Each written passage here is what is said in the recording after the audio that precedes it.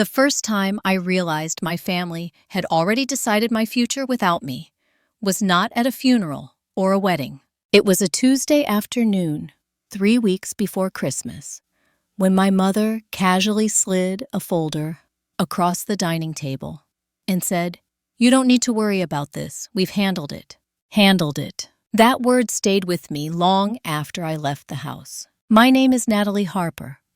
I was 31 years old then, old enough to have paid my own bills for over a decade, old enough to have built a career without help, old enough to understand contracts' fine print and the difference between love and control, but apparently not old enough to be included in decisions that would define the rest of my life. At least not in my family's eyes. My parents lived in a large, quiet home outside Savannah, Georgia. White columns, wraparound porch, the kind of house people assumed held generations of warmth and tradition. It didn't. It held silence hierarchy in the unspoken rule that loyalty mattered more than honesty. I had driven down from Atlanta that weekend because my mother insisted we needed to talk as a family.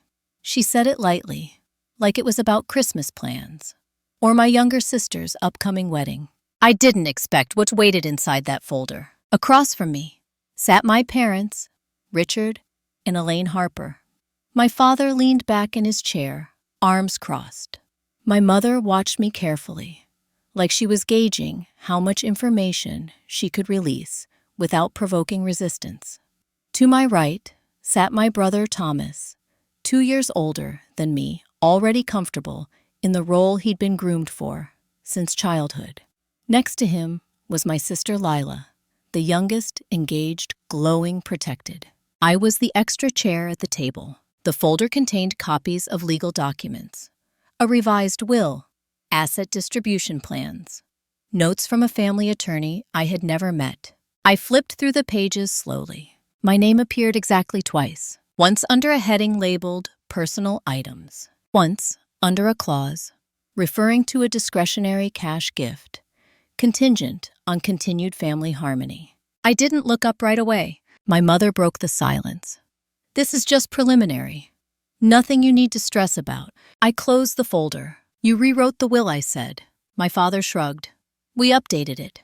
That's our right." "I wasn't included," I said. Thomas leaned forward, elbows on the table. "You don't live here anymore, Nat. You've built your own life." That sentence was familiar. It had followed me since college. It sounded supportive. It wasn't. "So have you?" I said. "Yes," he replied, smiling faintly. "But I'm here. I'm involved. I help Dad with the company." The company, Harper Coastal Logistics, a mid-sized shipping and warehousing business my father had built from scratch. Thomas had joined right after college. Lila had never worked a day there. I had worked summers, weekends, late nights, during high school and college, unpaid, because family helps family.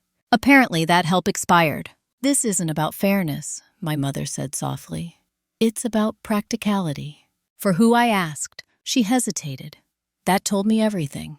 I didn't raise my voice. I didn't argue. I simply asked one question. "When were you going to tell me?" My father glanced at my mother. She looked back at him. That silent exchange hurt more than any answer. "We assumed you'd understand," he said. I nodded slowly. That was the moment I understood something else. They weren't afraid of my reaction. They were confident in my compliance. I stood up, thanked them for their honesty, and left. I didn't cry in the car. I didn't call anyone. I drove back to Atlanta in silence, replaying the conversation, noticing details I'd ignored my whole life. How decisions were announced, not discussed. How affection was given when I agreed, withdrawn when I didn't. How being independent had always been convenient for them, never empowering for me. That night, I opened my laptop and searched for one thing: estate lawyer, Atlanta. I wasn't planning revenge. Not yet. I just wanted to understand what had already been taken from me without my consent. Because when love is conditional, it stops being love. And I was about to find out just how many conditions my family had placed on me without ever saying them out loud. I didn't tell anyone about the lawyer. Not my parents, not Thomas, not Lila, not even friends. I needed silence to think clearly, the kind of silence where no one was trying to shape my reaction before I had one. For most of my life, my family had been very good at that, anticipating, managing, redirecting, making sure conversations ended where they wanted them to. I wasn't going to give them that advantage. The attorney's name was Karen Whitlock, mid-40s, calm voice, efficient. Her office was in a converted brick building downtown, the kind with frosted glass doors and no family photos on the walls. I liked that immediately. I brought the folder. She read without interruption, flipping pages, making small notes. When she finished, she leaned back slightly. "You're not being disinherited," she said. "You're being controlled." That landed harder than anything my family had said. "Explain," I replied. "This will is structured to reward compliance," Karen continued. "You get access only if you maintain a relationship on their terms. No legal leverage, no decision-making power, and no protection if dynamics change." "So I have no standing," I said. "You have standing," she corrected. "Just not visibility. Yet." She asked about the company, about my past involvement, about whether I'd ever signed anything. I hadn't. Everything had been verbal. Promises, assumptions, family language. Karen nodded. "That's common. It keeps things flexible for them." "What can I do?" I asked. "For now," she said, "observe. Don't confront. Let them show you how far this goes." I left her office feeling steadier than I had in weeks. Not hopeful, clear. Christmas came fast. I hadn't planned to go home. But Lila's wedding was scheduled for early January, and skipping Christmas would have raised questions I wasn't ready to answer. I wanted to see how they behaved when they thought the issue was settled. The house looked exactly the same. Decorations perfectly arranged. Family photos carefully chosen. Thomas's accomplishments framed prominently. Lila's engagement photos everywhere. None of mine. At dinner, Thomas talked about expanding the business, new contracts, possible acquisition. My father listened with approval. My mother nodded along. I was asked how work was going. "Busy," I said. "That's good," my mother replied. "You've always been self-sufficient." There it was again, praise that doubled as dismissal. Later that evening, while everyone else watched a movie, I found myself alone in the kitchen with my father. "You didn't say much earlier," he said. "I didn't have much to add," I replied. He studied me. "You're not upset, are you?" I met his gaze. "Should I be?" He frowned slightly. "We did what we thought was best." "For who?" I asked again. "For the family," he said. That answer used to satisfy me. It didn't anymore. On Christmas morning, gifts were exchanged in the usual order. Thomas received something related to the business. Lila received something sentimental. I received a bracelet. Nice, expensive, impersonal. My mother watched me closely as I opened it. "Thank you," I said. She relaxed. I realized then that they weren't worried about my feelings. They were worried about disruption. After Christmas, I stayed an extra day to help with wedding planning. Lila was excited, distracted, protected by the bubble my parents had built around her. "You'll help with the seating chart, right?" she asked. "You're so good at smoothing things over." I smiled. "We'll see." That night, I overheard a conversation I wasn't meant to. Thomas and my father were in the study door partially closed. I was passing by when I heard my name. "She'll come around," Thomas said. "She always does." My father responded. "As long as we don't push too hard." Push. That word told me everything. They weren't afraid of losing me. They were confident I'd bend. I drove back to Atlanta the next morning and called Karen.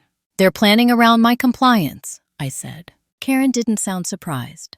"Then the next step is documentation." "Of what?" "Of what you've contributed," she replied. "Time, labor, anything tied to the company or family assets. There's nothing official, I said. Then we start making it official, she said. Over the next few weeks, I dug into old emails, texts, calendars, photos. I found evidence of years of unpaid work, travel I'd covered myself, projects I'd coordinated without credit. It wasn't enough to claim ownership, but it was enough to show reliance, and reliance changes leverage. In early January, Lila's wedding invitations went out. Mine arrived the same day as everyone else's. No special note, no acknowledgement of the tension that now sat quietly between us. The wedding was scheduled for mid-February, 2 weeks before Valentine's Day, at my parents' house, with the company's biggest clients invited. That was when I understood the timing. This wasn't just a family event. It was a performance, and they expected me to play my role. I didn't say anything. I didn't threaten. I didn't warn them. I just kept gathering information, because the more they assumed I'd stay silent, the more space I had to move. And they had no idea how much ground I was about to take back. The more I stayed quiet, the more my family filled the silence for me. That was something I hadn't noticed before. When I didn't react, they projected. When I didn't ask questions, they assumed agreement. Silence to them had always meant consent. I let them keep believing that. January settled into a gray routine. Work during the week, research at night, occasional texts from my mother about wedding details I hadn't volunteered to help with. I answered politely, briefly. Enough to avoid suspicion, not enough to invite closeness. Karen and I met twice more. She didn't rush me. She asked questions I hadn't thought to ask myself. "Do you know who actually owns the land the company operates on?" she said during one meeting. "I assumed my father," I replied. "Assumptions are how people lose leverage," she said calmly. She explained something I hadn't considered. Family businesses often blurred ownership lines intentionally. Assets shifted informally. Decisions made for convenience. It worked until someone stopped cooperating. "Before you act," she said, "you need to know what's real and what's just been repeated long enough to sound true." So I started looking. Public records were surprisingly revealing. Property deeds, old liens, zoning permits. Harper Coastal Logistics operated out of 3 warehouses along the river. 2 were clearly owned by the company. The third wasn't. The third was still listed under a family trust established decades ago. The Harper Family Living Trust. I stared at the screen longer than I expected to. I'd heard of the trust vaguely. My parents used it as shorthand when they talked about the future. I'd assumed it was just a tax vehicle, something abstract. It wasn't abstract. It owned the most valuable property the company relied on. And I wasn't listed as a beneficiary. That should have surprised me. It didn't. I brought the information to Karen. She read carefully, then nodded. "This explains a lot." What I asked. "This trust predates the company's expansion," she said. "It likely exists to control assets without exposing them to operational risk." "And me?" I asked. She looked at me evenly. "You were never meant to be part of the control structure." There was no cruelty in her voice, just fact. "So what does that mean for me now?" I asked. "It means," she said, "that your exclusion wasn't an oversight. It was intentional."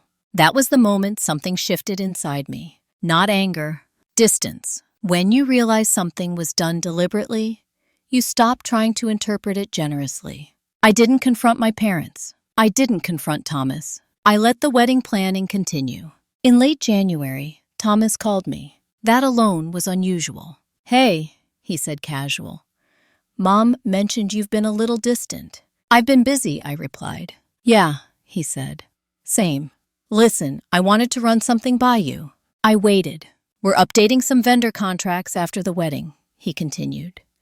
"Dad thinks it would be good optics if you were more visibly involved again.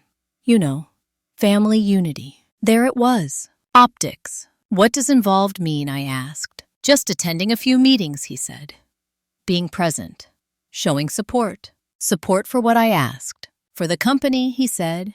"For Dad." And after I asked, after a pause, he said, "Let's take it one step at a time." That answer told me everything. They didn't want my input. They wanted my image. "I'll think about it," I said. "Good," he replied. "That's all I'm asking." After we hung up, I sat still for a long time. I thought about all the times I'd been asked to help with no authority. All the times my contributions had been absorbed into someone else's credit. All the times my independence had been praised only when it required nothing from them. This wasn't family support. It was extraction. A week later, my mother invited me to lunch. She chose a place she loved. Upscale, quiet, controlled. She arrived with her usual composure, ordered for herself, then smiled at me. "Your father worries about you," she said. I nodded. "He hasn't called." She waved that off. "He doesn't want to pressure you." That almost made me laugh. "We want you at the wedding," she continued. "Fully present, not distracted." "I'll be there," I said. She studied me. "You don't sound enthusiastic." "I don't feel enthusiastic," I replied. Her smile tightened. "This is important to your sister." "I know," I said. "That's why I'm coming." She leaned forward. "Natalie, you have to understand something." I waited. "Families work because people know their place," she said. There it was, my place. "And what place is that?" I asked calmly. She hesitated just long enough to answer without lying outright. "The one you've always had," she said. "Independent, flexible, supportive, not equal, not consulted, supportive." I nodded. "I understand." She relaxed, mistaking my understanding for acceptance. That afternoon, I sent Karen a message. "I want to talk about disengagement strategies." She replied within minutes. "Good. It's time." The wedding was 3 weeks away. Contracts were being finalized. Guest lists locked. Speeches planned. Everyone assumed I'd fall back into my role. Quiet, useful, invisible. They didn't realize I was already planning my exit. Not from the family, from the system that kept me small. And once that system lost access to me, it would start to crack in places they couldn't hide. Disengagement doesn't look dramatic from the outside. It looks like paperwork. Karen explained it to me that way, almost gently, during our next meeting. "Most people think taking power back requires confrontation," she said. "It doesn't. It requires withdrawal. Withdrawal of consent, of labor, of access. The kind of withdrawal people don't notice until it's too late." We started with boundaries that could not be argued with. I stopped answering work-related questions from Thomas. When he emailed about vendor schedules, I replied, "I'm not involved in company operations." When my mother forwarded seating charts and asked for opinions, I responded with neutral acknowledgments. "Looks fine. Your call." No resistance, no emotion, just absence. The first crack appeared quickly. Thomas called again, irritation leaking through his voice. "You don't have to be so formal." "I'm just being accurate," I said. "You've always helped with this stuff." "I used to," I replied. "I don't anymore." He sighed. "You're making things harder than they need to be." That phrase again. Harder for who? I didn't ask. I didn't explain. Karen had warned me. They'll escalate once they feel the loss of convenience. She was right. A few days later, my father called. Not to ask how I was, to ask if I'd reconsider helping Thomas prepare a presentation for one of the company's biggest clients, scheduled the week after the wedding. "You're good at this," he said. "It would mean a lot." To whom I asked. "To all of us," he replied. That was never true. "I'm not available," I said. There was a pause. "Is this about the will?" he asked. I thought carefully before answering. "It's about being excluded from decisions that affect me," I said. "We didn't exclude you," he said quickly. "We protected you." Protected me from what? Responsibility, authority, choice. I didn't argue. "I need to go," I said. "I have a meeting." That meeting was with Karen. She had uncovered something else. The Harper Family Living Trust. She said sliding documents across the table has a secondary clause. I leaned forward. It allows beneficiaries to petition for review if they can demonstrate reliance or contribution that materially supported the trust's assets. My pulse quickened slightly, and you might qualify, she said. Not because you were listed, because you were used. That word felt sharp. Used. She explained that the trust's warehouse property had been maintained, coordinated, and expanded, in part, through my unpaid labor over the years. Emails showed I'd managed logistics during expansion phases. Photos documented my presence at inspections. Messages confirmed I'd coordinated with contractors. You weren't passive, Karen said. You were invisible. What would a petition do? I asked. It wouldn't give you ownership, she said. It would force disclosure. Disclosure of trust operations, asset usage, decision authority. People who rely on silence hate disclosure. I didn't decide right away. The wedding was approaching. Emotions were high.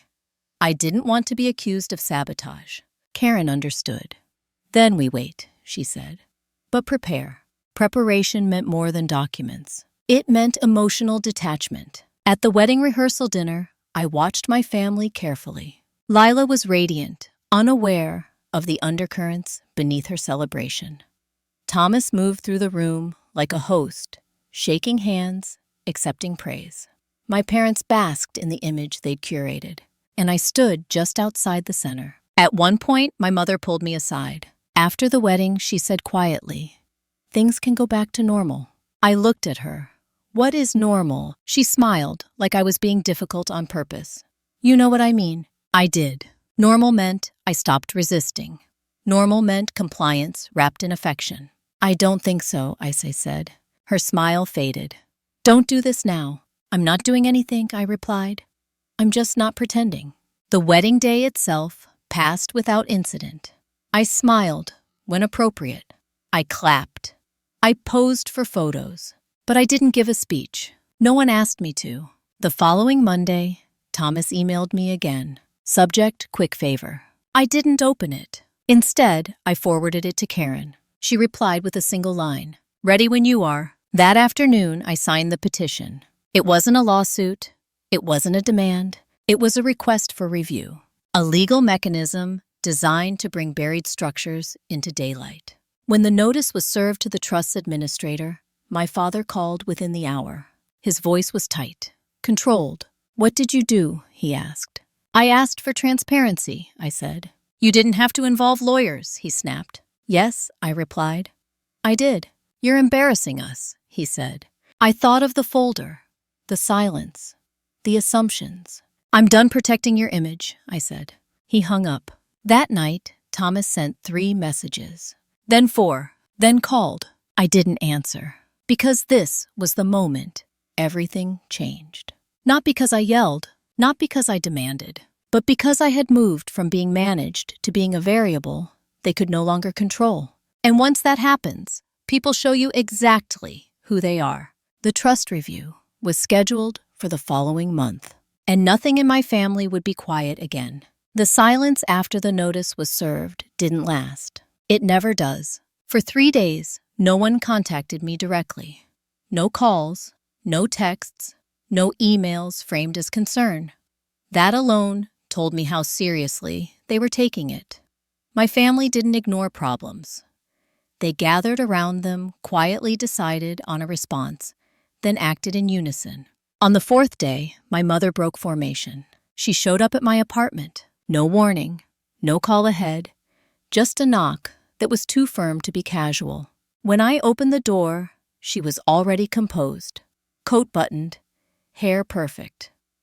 The version of herself she used when she needed control back. "We need to talk," she said. I stepped aside and let her in. Not because I owed her the space, because I wanted to see what she'd say when she couldn't hide behind a table or an audience. She sat on the edge of my couch, hands folded tightly in her lap. "This has gone too far," she said. "You've involved outsiders." "I involved the law," I replied. "Because that's where decisions like this belong." Her lips pressed into a thin line. "Families don't handle things this way." "That's the problem," I said. "You don't handle things. You decide them." She exhaled sharply. We raised you better than this. I met her gaze. You raised me to be quiet. That stopped her for a moment. This petition, she continued regaining momentum, puts your father in a terrible position. People will ask questions. They should, I said. She leaned forward. Do you know how this looks? Yes, I replied. It looks like accountability. She shook her head. You're punishing us. No, I said. I'm stopping myself from being punished quietly. Her eyes flashed. What do you want? There it was. The question always came eventually. I want clarity, I said. And distance. Distance, she repeated incredulous. From your own family. From a system that treats love like leverage, I replied. She stood abruptly. You're being dramatic. I stayed seated. I'm being precise. She stared at me for a long moment, as if trying to recognize the daughter she thought she knew. You're not thinking clearly, she said finally. Your grandmother would never have supported this. I didn't respond. Because my grandmother had died years earlier. And even then, she'd been the only one who ever warned me about giving too much without protection. My mother left without another word. That evening, Thomas called. I let it ring once, twice. Then I answered. What are you trying to accomplish? He asked, skipping greetings. I'm accomplishing exactly what I said, I replied. Transparency. You're destabilizing the business, he said. Clients are asking questions. Then you should answer them honestly, I said. He laughed sharply. You think this makes you powerful? No, I replied. I think it makes me safe. There was a pause. You always do this, he said. You take things personally. You always do this, I replied. You minimize. He exhaled. You don't belong in this fight. I didn't choose it, I said. You brought it to me when you decided my place without asking. You walked away from the company, he snapped. You pushed me out, I corrected. Silence stretched between us. You could stop this, he said finally. Just withdraw the petition. No, I replied. You'll regret this, he said. I already regret what I tolerated, I said. He hung up. The trust administrator contacted Karen 2 days later. A formal acknowledgement. The review would proceed.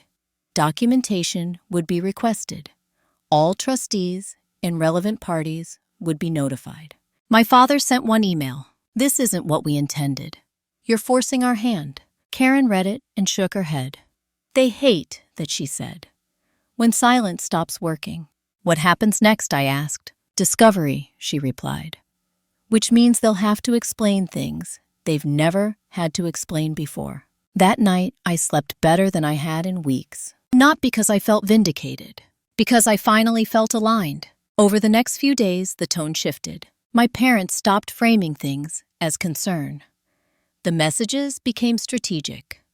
Offers were floated, not directly, through intermediaries. An uncle called. A family friend emailed. People who'd never taken an interest in my life suddenly wanted to check in. I declined politely. Karen warned me. They're testing to see if you'll fracture. I didn't. Then came the proposal. It arrived via email from the family attorney I'd never met. A settlement. A one-time payment in exchange for withdrawing the petition and signing a waiver of any future claims related to the trust or company assets. The number was generous enough to sound reasonable. It was also final. I forwarded it to Karen. She called me immediately. This is their attempt to buy silence, she said, and preserve control. What happens if I refuse? I asked. They escalate, she replied. They always do. I didn't respond to the offer. That refusal hit harder than any argument. Within 48 hours, the trust administrator issued formal requests for records, financials, meeting notes, asset usage agreements, things my family had never expected anyone to look at closely. My father called again. This time his voice was tired. You're hurting your mother, he said. I'm not responsible for her discomfort, I replied. I'm responsible for my boundaries. You don't understand what this costs us, he said. I understand exactly what it cost me, I replied. He went quiet. Is there anything, he asked finally, that would make you stop? I thought about that. Yes, I said, but it's not something you can offer. What he asked. Respect without conditions, I replied. He didn't answer.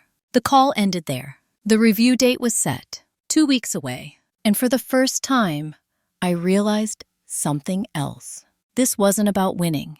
It was about not going back, no matter what they offered, no matter how uncomfortable it became.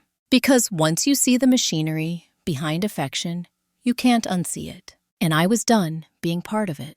The closer the review date came, the quieter my family became. That silence wasn't peace. It was containment. I could feel it in the way messages stopped entirely. Not even attempts at manipulation slipping through. No more concerned texts. No more relatives checking in. The line had been drawn, and they were regrouping on the other side of it. Karen called it strategic withdrawal. They're trying to reduce variables, she said. You're no longer predictable. I understood that instinct. My family had always valued predictability, not honesty, not fairness, predictability. If they could forecast your reaction, they could manage the outcome. They could no longer forecast mine. The trust review was scheduled for a Thursday morning. Neutral location, conference room downtown. No audience, no emotion, just documents and people who had no interest in family mythology. I wasn't required to attend. Karen would represent me. That was intentional. This wasn't a performance. Still, the days leading up to it were tense, in ways I hadn't anticipated. Not dramatic tension, internal tension. Old habits resurfacing, whispering that I was doing something unforgivable. That good daughters didn't do this. That loyalty meant silence. I let those thoughts pass without engaging them. On Tuesday night, my sister Lila called. She hadn't reached out since the wedding. Are you really doing this? She asked, voice low. I already did, I replied. She was quiet for a moment. Mom's a mess. I'm not surprised, I said. She doesn't understand why you're being so cold. I closed my eyes briefly. I'm not being cold. I'm being clear. You could have talked to us first, Layla said. I tried, I replied. You just didn't hear me. That's not fair, she said. It is, I said. It's just uncomfortable. She sighed.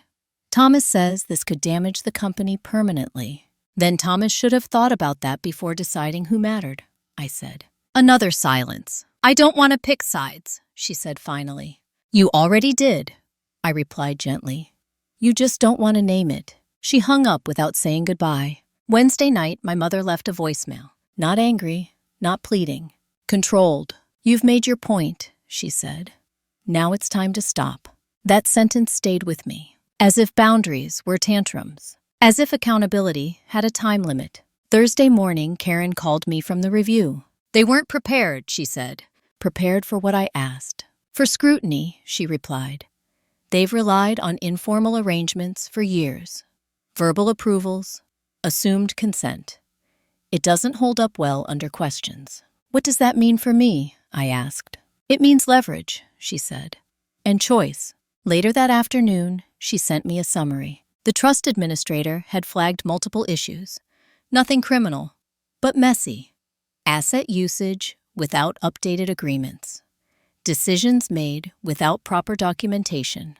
Authority assumed, not granted. The kind of thing that works when everyone stays quiet. The administrator recommended corrective action, formal restructuring, clear beneficiary acknowledgement, or continued review, which was code for pressure. My father called that evening. This time, his voice wasn't tight. It was flat. They want to amend the trust, he said. To include me, I replied. Yes, he said. I waited. As a non-voting beneficiary, he added quickly, with a defined payout. I considered that. And control, I asked. There's no need for that, he said. There it was. They were willing to share money, not authority. I'm not interested, I said. His breath caught slightly. Then what do you want? I answered without hesitation. I want out, I said. Cleanly. Completely. Silence. You want to walk away? He asked. I want separation, I replied. From the trust. From the company. From the leverage you've held over me since I was young. That would hurt everyone, he said. No, I replied. It would hurt the illusion. He didn't respond. Karen called an hour later. They're panicking, she said. They never thought you'd refuse inclusion. That's because inclusion was always conditional, I replied. So what's your move, she asked. I thought about that carefully. I want to negotiate an exit, I said. Not a payout, a transfer. To whom, she asked. To me, I replied. In a different form. She paused. Say more. I explained it slowly. The trust owned land. The company relied on it. I didn't want to be a beneficiary. I wanted to be a counterparty. A lease, market rate, fixed term, third-party oversight, no family discretion, no emotional strings. Karen was quiet when I finished. That would shift the power structure entirely, she said. Yes, I replied. That's the point. She exhaled. They won't like it. I know, I said. They don't have to. The proposal went out the next morning. Formal, clean, unemotional. My family had 72 hours to respond. During that time, I felt something unexpected. Relief, because no matter what they chose, something was ending. If they accepted the system that controlled me would be dismantled. If they refused, the review would continue, and the same thing would happen anyway. Either way, I wasn't going back. Thomas sent one message late that night. You're tearing everything apart. I didn't reply, because the truth was simpler than that. I wasn't tearing anything apart. I was stepping out of a structure that only worked because I stayed inside it. And once you leave a system built on silence, it collapses on its own weight. The response deadline was approaching, and with it, the moment where my family would have to choose between control and compromise. For the first time, that choice wasn't mine. They responded on the 71st hour, not with a phone call, not with an apology, not even with a counteroffer. They responded with conditions. Karen forwarded the document to me with a single line, as expected. I opened it slowly. They agreed to the lease structure in principle. Market rate, fixed term, third-party oversight. All the language I had insisted on was there. And then came the addendum, a clause requiring ongoing cooperative communication between parties in the interest of family unity. Another clause, allowing early termination in the event of reputational harm to the Harper family. And the final one, the one that made my jaw tighten just slightly. Any disputes would be subject to internal mediation before legal enforcement. They had dressed control up as compromise. Karen called within minutes. They're trying to keep a hand on the lever. I know, I said. If you accept this, she continued, they still get to define what cooperation means, what harm means, when mediation is required. I won't accept it, I said. Then we strike, she replied calmly. We did. Every clause that referenced family unity, cooperation, reputation, mediation was removed. The revised proposal was brutally clean. No emotion, no flexibility, no loopholes. When it went back out, my phone rang almost immediately. It was Thomas. I didn't answer. Then my father. I let it ring. Then my mother. Silence. An hour later, Karen called. They're furious, she said. Which means we're close. The next move surprised me. Instead of pushing back legally, my family went public. Not openly, not with statements. Subtly, a mutual friend posted a vague message about how sad it was when family disputes overshadow years of hard work. An uncle shared something about loyalty. A former employee liked and commented. The narrative was being seeded. Ungrateful daughter, greedy, disruptive. Karen warned me. They're trying to shame you back into compliance. I won't respond, I said. And I didn't. I kept going to work, kept meeting clients, kept my life small and quiet and steady. That refusal to perform made them angrier than any accusation ever could. 2 days later, the call came from the trust administrator. Your family has agreed to your revised terms, he said. I closed my eyes. They'll sign within the week, he continued. But I want to be clear. This changes everything. I understand, I said. When I hung up, I didn't feel triumph. I felt gravity, because power doesn't arrive with celebration. It arrives with responsibility. That night, my sister Lila showed up. Not announced, not expected. She stood in my doorway, eyes red, arms folded, like she was holding herself together. "They're blaming you for everything," she said without preamble. "I know," I replied. "You could have just taken the money," she snapped. "Why did you have to do this?" "Because money wasn't the problem," I said. Then, what was she demanded? I looked at her carefully. "You never noticed," I said. "Because you were protected." She flinched. "They decided who mattered." I continued. "Who was listened to? Who got to choose? And I was never on that list." "That's not true," she said weakly. "It is," I replied. "You just benefited from it." She dropped into a chair, covering her face with her hands. "They're scared," she said. "Dad doesn't sleep. Mom keeps saying you've changed." "I have," I said, "because I had to." She looked up. "Do you hate them?" "No," I said. "I just don't belong inside their control anymore." She sat quietly for a long time. "Will you come back?" she asked finally. "No," I replied. She nodded slowly, like she'd expected that answer all along. Before she left, she said something that stayed with me. "I didn't realize love could feel like pressure until it wasn't there anymore."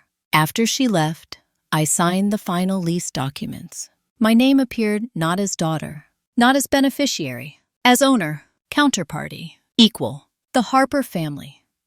Living Trust would lease the warehouse property from me, not the other way around. Payments would be automatic. Oversight external. No conversations required. I sent the signed copies back to Karen. She replied with one word. "Done." The fallout came quickly. Thomas resigned from the board 2 weeks later. Officially, for personal reasons. Unofficially, because he could no longer control outcomes the way he used to. My parents stopped calling entirely. Not angry, just gone. And for the first time in my life, I noticed how quiet my mind felt without anticipating them. The final confrontation never happened. There was no shouting match, no tearful reckoning, just distance. And distance, I was learning, is often the most honest resolution. Because when someone only knows how to love you while controlling you, your absence becomes the only boundary they can't cross. But the story wasn't finished yet, because stepping out of a system doesn't just change your life. It changes everyone who was relying on you, staying silent. And the consequences of that were only beginning to unfold. The first consequence didn't come from my family. It came from the company. Harper Coastal Logistics had been built on familiarity, long-standing relationships, assumptions that had calcified into routine. When the lease structure changed, it didn't just affect cash flow. It forced the company to answer questions it had avoided for years. Why was one warehouse subsidized? Why were operational costs misaligned? Why had decisions been centralized without documentation? Those questions didn't point to me. They pointed inward. Thomas's resignation from the board sent a signal through the company that no press release could soften. People noticed. Employees who'd been there for years started talking quietly. Vendors asked for clarity. A few contracts were delayed pending review. Nothing dramatic, just friction. The kind friction creates when systems are no longer cushioned by silence. I heard about it through an old contact named Mark, someone who'd worked logistics planning years earlier when I'd still been helping informally. "Things feel different," he said when we met for coffee. "Not bad, just exposed." I nodded. Exposure has a way of doing that. He hesitated. "People are realizing how much you used to handle." That didn't make me feel vindicated. It made me feel sad. Not for myself, for how many systems rely on unacknowledged labor and call it family. At the same time, my own life began to expand in ways I hadn't anticipated. The consulting firm I'd been planning, quietly, suddenly felt possible in a way it hadn't before. Not because of money, because of legitimacy. The lease payments gave me independence without entanglement. I could build something without asking permission or explaining my motives. I registered the company under my name, Harper North Consulting. No reference to family, no emotional branding, just structure. The first client came through Karen, a woman in her early 30s who'd been excluded from her family's agricultural business after her brother returned from out of state. She didn't want revenge. She wanted clarity. As she spoke, I heard echoes of my own story. Not identical, but familiar. The same quiet removal, the same language about practicality and tradition. "You don't sound angry," she said at one point. "I'm not," I replied. "Anger keeps you tied to the thing that hurt you." She nodded slowly. "So what do I do?" "You stop being available to be managed," I said. That became the core of my work, not tearing families apart, helping people step out of systems that were already doing that. Meanwhile, my parents retreated into privacy. No calls, no messages, no attempts at reconciliation or confrontation. That hurt more than I expected, not because I wanted them back, but because it confirmed something I'd resisted admitting. Their affection had always required proximity and control. Without those, there was nothing left to exchange. Thanksgiving came and went without contact. I spent it alone, cooking for myself, taking a long walk in the afternoon, noticing how quiet the day felt without performance. No seating charts, no careful conversations, no pressure to smile at the right moments. I didn't miss them. That realization was unsettling. In December, my mother finally reached out. A text, short, neutral. "Your father had a health scare. Minor. Just wanted you to know." I stared at the screen for a long time before replying. "Thank you for telling me. I hope he's well." That was all. No follow-up, no invitation, no accusation, just information. Karen later told me my parents had been advised not to contact me directly anymore. "They're afraid of giving you leverage," she said. That fear made me strangely calm, because it meant the boundary held. Christmas came again, 1 year after the folder had been slid across the table. I didn't go home. I didn't explain. I spent the morning working the afternoon, reading the evening, cooking a meal I actually enjoyed. At some point, my phone buzzed. A message from Lila. "I hope you're okay." I replied, "I am." She didn't respond. I realized then that it wasn't waiting anymore. Not for understanding, not for apology, not for acknowledgement. I had already moved past the point where those things could change anything. The final shift came quietly, like everything else. In January, the trust administrator informed me that the Harper Family Living Trust had amended its governance structure. External trustees, independent oversight, reduced discretionary power for individual family members. In other words, the system had adapted, not because they wanted to, because they had to. The tables had turned, not through confrontation, but through structure. And that was the moment I fully understood something. Revenge doesn't always look like payback. Sometimes it looks like removing yourself so completely that the people who relied on your silence have to face what they built without it. I didn't feel victorious. I felt free. But freedom has its own weight, because once you're no longer reacting to the past, you have to decide what kind of future you want. And that question was waiting for me, quietly, patiently, just like I had learned to be. Freedom is not a clean break. It's a recalibration. In February, I realized how much of my identity had been shaped in reaction to my family. Even after the legal structures were finalized, even after the lease payments began arriving automatically, part of me was still braced, waiting for the next call, the next demand disguised as concern. It didn't come. That absence forced me to look inward in a way I hadn't before. I was no longer the excluded daughter, no longer the problem to be managed, no longer the quiet one smoothing over tension. Without that role, there was space. And space is uncomfortable when you've spent your life filling it for others.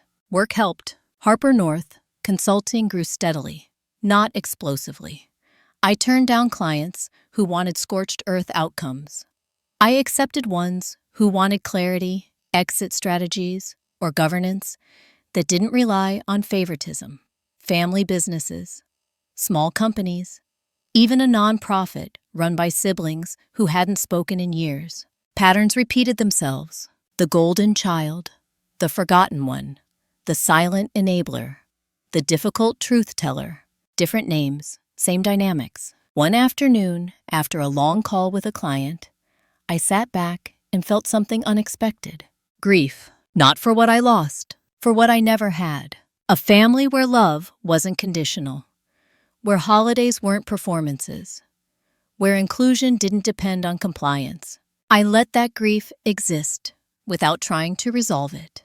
Karen had warned me about this phase. Once the fight is over, she'd said people finally feel what they were too busy surviving to notice. Around the same time, the company began to feel the longer-term effects of the restructuring. Harper Coastal Logistics didn't collapse. That would have been dramatic. It adapted, slowly, with resistance, with discomfort. A few senior employees left, some because they were loyal to Thomas, some because they didn't like oversight. New people came in, people who asked questions. I heard about it indirectly. Industry gossip, neutral updates from Mark. "They're stabilizing," he said during one call. "But it's different now. More rigid. Less family." I almost laughed. It had never been family. It had been hierarchy with shared last names. In March, something happened I hadn't expected. I received a letter from the company's board. Not a threat, not a demand. A request. They wanted to formally acknowledge my past contributions in company records. Not as an owner, not as an executive, but as an operational contributor during key expansion periods. It was symbolic and overdue. Karen advised me to consider it carefully. "Accepting acknowledgement doesn't mean re-entering the system," she said. "It just means correcting the record." I agreed. The letter was published internally. No fanfare, no apology. But people noticed. I received 2 emails from former employees thanking me for finally making things visible. That word again, visible. My parents did not comment, but my father called a week later. This time, there was no tension in his voice, just exhaustion. "I didn't realize how much you did," he said. I let that sit. "I should have," he added. "Yes," I replied. We didn't talk long. He didn't ask me to come home. He didn't ask me to fix anything. And for the first time, he didn't try to explain himself. That was progress of a kind. In April, I made a decision that had nothing to do with my family. I moved, not far, still Atlanta, but into a smaller place, closer to the city, closer to people who knew me as Natalie, not as someone's daughter or sister. I didn't tell my family. I didn't need to. That month, my birthday came and went. No call from my parents. No gift. No reminder. I noticed the absence, acknowledged it, and moved on. It didn't hurt the way it once would have, because I wasn't waiting anymore. Then unexpectedly, Thomas reached out. An email. Long, careful. He wrote about stress, about responsibility, about feeling like everything had fallen on him too fast. He wrote that he never meant to hurt me, that he thought I'd be fine, that I was always fine. I read it twice, then once more, and I didn't reply, not out of spite, out of clarity. Being fine had always been my trap. I wasn't going to re-enter a conversation where my resilience was used as justification for my exclusion. Karen supported that decision. "You don't owe closure to people who benefited from your silence," she said. By May, my firm took on a case that mirrored mine in ways that felt almost scripted. A woman excluded from a family real estate business. A holiday confrontation. A will. A brother positioned as the natural successor. Parents insisting it was practical. We didn't pursue a lawsuit. We pursued separation. By the end of the process, she owned a small but independent portfolio of properties free from family control. She cried when she signed the final papers. Not because she won, because she was done. Watching her, I realized something else. This wasn't just about revenge or karma or tables turned. It was about dignity. And dignity doesn't shout. It documents. It signs. It walks away. By early summer, my life felt full in a way it never had before. Not busy, grounded. The past no longer dictated my reactions. The future didn't feel like something I had to negotiate. And my family, once the center of everything, had become peripheral. Not erased, just repositioned. The final chapter was approaching. Not because something big was about to happen, but because nothing else needed to. Sometimes the most powerful ending is the one where no one gets the last word. They just lose the audience. By the time summer settled in, I stopped measuring my life by what no longer happened. No more surprise calls. No sudden guilt-laced messages.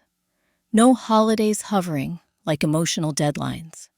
The absence had become normal, and in that normalcy, something inside me finally unclenched. That was when my mother reached out again. Not by phone, by email. The subject line read, "Family Matters." I didn't open it right away. I let it sit for a full day, not out of fear, but out of habit. Old instincts still surfaced, sometimes the reflex to prepare myself emotionally before engaging. When I finally read it, the tone was familiar, controlled, polite, carefully worded. She wrote that my father's health was improving, that things at the company were stabilizing, that the family had been doing a lot of reflecting. She said she hoped I was well, and that perhaps when things settled, we could talk. No apology, no acknowledgement of harm, just an invitation back into the same, undefined space that had always favored them. I closed the email without replying. That felt like progress. A week later, I was invited to speak on a small panel hosted by a women's business association. The topic was governance in family-owned companies. I almost declined.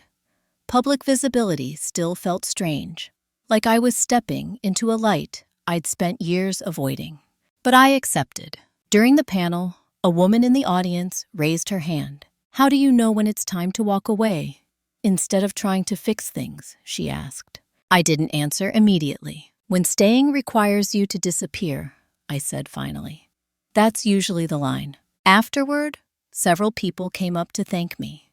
Not for strategy, for honesty. That night, I realized something important. I was no longer telling my story to explain myself. I was telling it to name patterns. And naming patterns takes away their power. In August, Karen called with an update I hadn't expected. "The company is considering selling one of the warehouses," she said.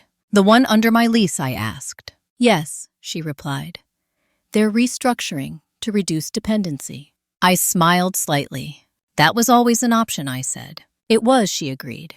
"They just didn't want to admit it." The sale went through quickly. My lease terms were honored. The transaction was clean, professional, impersonal, exactly how I wanted it. When the papers were finalized, I felt something close to closure. Not because I'd won anything, but because the last structural tie between me and the company had shifted into something entirely transactional. No leverage, no history, just terms. My father called that evening, not to argue, to inform me. "They sold the warehouse," he said. "I know," I replied. He hesitated. "You planned for this." "Yes," I said. "I didn't think you were capable of something like that," he admitted. I considered my response carefully. "I didn't think I was either," I said. "Until I had to be." He sighed. "Your mother thinks you've become distant." "I've become independent," I corrected. He didn't challenge that. Before hanging up, he said quietly, "I hope you're happy." I was, but happiness wasn't the right word. I was steady. In September, I made another decision that had nothing to do with them. I changed my last name professionally, not legally, just in my work. Natalie Harper became Natalie North. North, because it reminded me to orient myself, not follow someone else's map. No announcement, no explanation. Clients adjusted easily. My family noticed eventually. No one asked.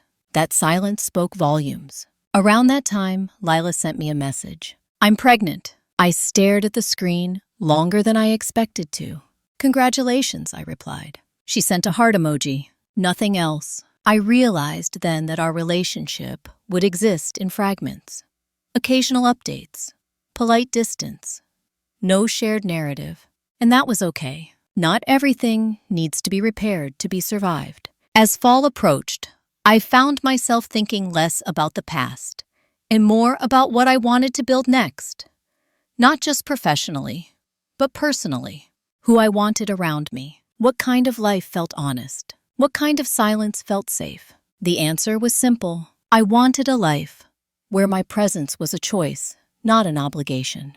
Where love didn't come with fine print. Where I didn't have to earn my place by being easy to manage. The final shift came quietly, as most real changes do. One morning, I woke up and realized I hadn't thought about the will, the trust, the company, or the wedding in days. Not with bitterness, not with longing, just absence. That was when I knew the story was almost done. Not because nothing else would happen, but because it no longer defined me. The last chapter wasn't about confrontation or forgiveness. It was about choosing what came next, and choosing it without looking back. The last confrontation didn't happen in a courtroom or over a holiday table. It happened on an ordinary Wednesday morning when my phone rang, and I almost didn't answer. The number was familiar. My mother. I let it ring twice before picking up, not because I was afraid, but because I wanted to notice how my body reacted. There was no rush of dread, no tightening in my chest, just a quiet awareness that I could hang up at any moment if I chose to. "Natalie," she said. Her voice was softer than I remembered. Not weak, careful. "I hope I'm not calling it a bad time." "I have a few minutes," I replied. That was true and deliberate. "I've been thinking a lot," she said, "about everything that's happened." I waited. "You've always been strong," she continued. "Independent. We trusted you to land on your feet." There it was again. The compliment that excused everything. "That wasn't trust," I said calmly. "That was expectation." She went quiet. "I didn't realize you felt so removed," she said. "I was removed," I replied. "Long before I chose distance." She sighed. "Your father and I thought we were being fair." "You thought you were being efficient," I said. "Fairness would have required a conversation." Another pause. "We didn't want conflict," she said. "You chose control instead," I replied. She didn't deny it. There was a sound on the other end of the line, like she'd shifted position, sat down. "I don't know how to fix this," she said. "I thought about that." "I'm not asking you to," I replied. "I'm asking you to stop trying to reinsert yourself into my life as if nothing changed." Her voice tightened slightly. "So that's it?" "No," I said. "This is it." She was quiet for a long moment. "When did you stop needing us?" she asked. I answered honestly. "When I realized needing you came with conditions," I said. She didn't argue. Before we hung up, she said something unexpected. "I miss you," she said. I closed my eyes briefly. "I know," I replied. "I miss who I thought you were." That ended the call. I sat there, afterward, phone still in my hand, and noticed something else. I didn't feel guilty. I didn't feel cruel. I felt complete. Later that week, Karen invited me to lunch. Not to discuss legal matters, just to check in. "You've crossed the hardest threshold," she said over coffee. "Which one?" I asked. "The one where you stop waiting for permission to move on," she replied. She was right, because the next decision I made wasn't reactive. It was intentional. I closed Harper North Consulting to new clients for 3 months. Not because I was overwhelmed, because I wanted to recalibrate. I traveled, not to escape, to observe myself in different environments without the weight of family dynamics pressing on my choices. I went to places where no one knew my last name or its history, where I could introduce myself simply as Natalie. I realized how much energy I'd spent explaining my boundaries to people who benefited from crossing them. Without that drain, my days felt longer, fuller. In October, my father emailed, short, direct. "I respect your decisions, even if I don't agree with them. I hope you're well." No apology, no invitation, just acknowledgement. I replied once, "I am well. I hope you are too." That was enough. A few weeks later, Lila sent me an ultrasound photo. I looked at it for a long time. There was no anger in me, no resentment, just clarity. I replied with congratulations and nothing else, because I knew my role. I would not be the quiet fixer. I would not be the flexible one. If I stayed in their orbit at all, it would be on terms that didn't require me to shrink. As the year closed, I reopened my firm with a narrower focus. I no longer worked with clients who wanted to win. I worked with people who wanted to be free. The difference mattered. One evening, as I walked home through the city, I passed a family laughing together outside a restaurant. For a moment, there was a familiar ache. Then it passed, because I finally understood something that had taken me years to learn. Not every family breaks loudly. Some break politely, with smiles and paperwork, and phrases like, "We thought you understood." And not every revenge story ends with someone losing everything. Some end with the right person gaining themselves back. The final chapter wasn't about cutting ties. It was about choosing which ones deserved to remain. And for the first time in my life, that choice was entirely mine. The year ended without ceremony. No final argument. No dramatic reconciliation. No moment where everyone suddenly understood what they had done. Life simply moved forward, and for the first time, I wasn't being dragged behind it. On the last morning of December, I woke up early, made coffee, and sat by the window watching the city come alive. Cars moving slowly, a woman walking her dog, someone unlocking a shop downstairs. Ordinary moments uninterrupted. I thought about how much my life had once revolved around anticipation, waiting for the next call, the next holiday, the next request disguised as concern, waiting to be needed so I could feel included. That waiting was gone. I wasn't waiting anymore. Harper North Consulting was stable now. Not large, not flashy, but solid. I had clients who respected boundaries because they were learning to build their own. I worked fewer hours than before, but every hour mattered. No emotional labor hidden inside professional favors. No unspoken expectations. I had chosen this pace deliberately. In early January, the final piece of paperwork arrived from Karen. A confirmation that all trust-related obligations had been fulfilled. No pending reviews, no future contingencies that required my involvement. Clean, final. I signed it, scanned it, sent it back. When I closed the folder, I didn't feel relief. I felt alignment. That night, I received a message from Thomas. Not an apology, not an accusation. Just a statement. "Dad says you're really gone." I stared at it for a long time before responding. I didn't leave. I stepped out. He didn't reply. I realized then that some people only understand absence when it becomes permanent. In February, Lila gave birth to a baby girl. I heard about it through a family friend. No announcement sent to me directly. No invitation to visit. That hurt briefly. Then I remembered something important. Access is not the same as love. And withholding access is often how people maintain control when they have nothing else left. I sent a gift. No note, no expectations. I didn't need to be present to prove anything. Spring came.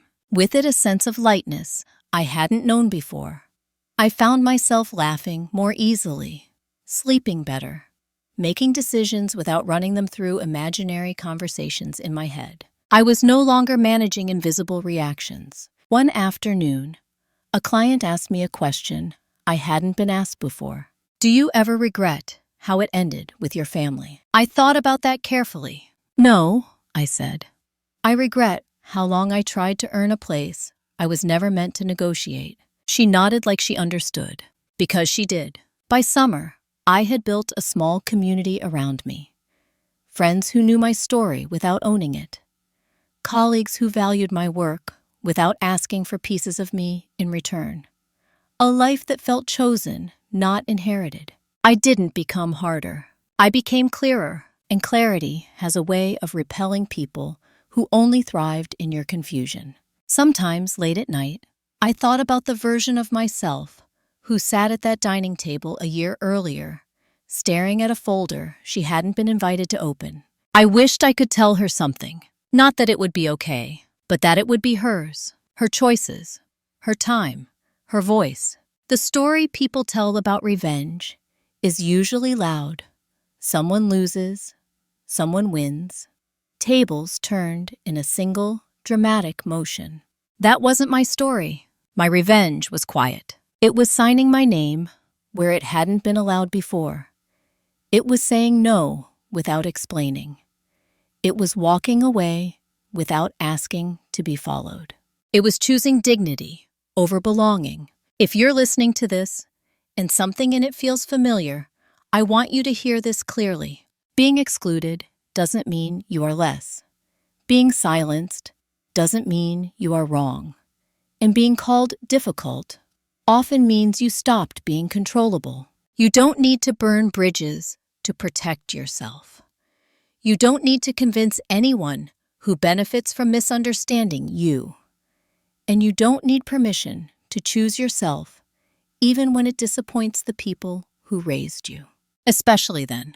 If this story resonated with you, take a moment to like, comment, or share where you're listening from. These stories matter because they remind us we're not alone in them.